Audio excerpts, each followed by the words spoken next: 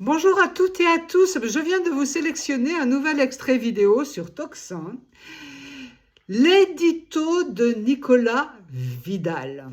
Sur la fronde des drapeaux partout en France, le rejet de l'Union européenne s'affiche sur les frontons de bon nombre de mairies.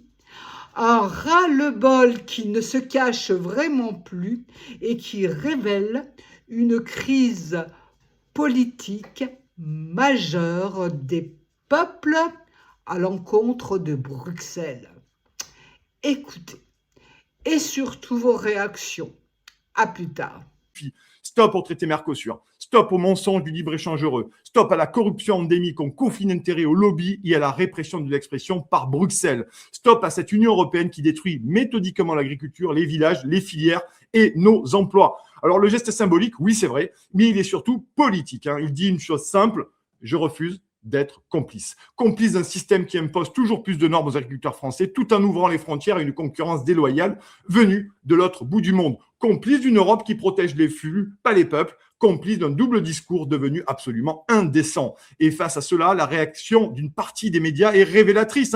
Alors plutôt que d'analyser le fond, j'écoutais les médias hier, ils cherchent l'étiquette. En fait, voilà, c'est l'obsession de l'étiquette. Ils fouillent, ils soupçonnent, ils insinuent. Alors ils sont proches du Rassemblement national, disent pour décrédibiliser le mouvement, proche de la coordination rurale. En fait, c'est à côté du sujet et on n'aborde jamais les vrais problèmes. D'abord parce que ce mouvement est transversal, les amis. Il rassemble des maires divers droites, sans étiquette, ruraux, pragmatiques, des élus de terrain et pas des militants de parti. Ensuite, parce que le Rassemblement national, qu'on le veuille ou non, est aujourd'hui un parti du système. Il ne propose plus la sortie de l'Union européenne. Il a renoncé à la rupture. Il accompagne, il l'aménage, il compose. Ce n'est donc ni le moteur, ni le cœur de cette fronde.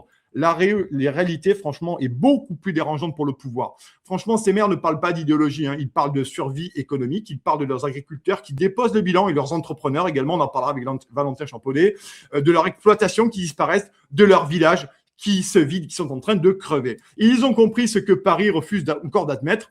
L'Union européenne est incompatible avec la survie de l'agriculture française, incompatible avec notre souveraineté alimentaire, incompatible avec une économie productive digne de ce nom, incompatible avec la démocratie et nos libertés. Elle a été pensée et bâtie pour asservir, et ce, depuis sa création. Elle est en réalité, l'Union européenne, un goulag politique. Il faut le dire clairement, sans détour, sans langue de bois. Ce système est arrivé au bout de sa logique, qui n'est rien d'autre que le pire, et il faut en sortir.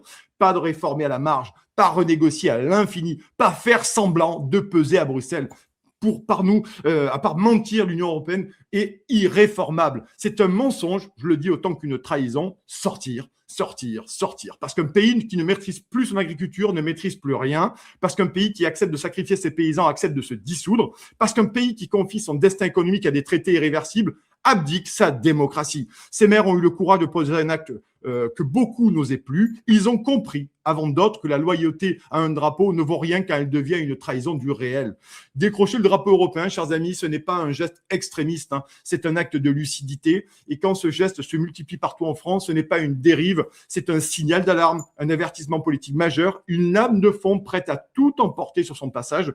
La France des mairies vient de dire tout haut ce que le pays murmure depuis des années. L'Union européenne a prémédité notre suicide. L'Union européenne, sa commission et Ursula von der Leyen ne sont ni plus ni moins que les bourreaux de notre pays et il est temps d'en sortir. Il est temps de sortir de cet enfer qui a déjà beaucoup détruit la France et les Français. Œuvrer pour le contraire pourrait s'assimiler à faire intelligence avec l'ennemi.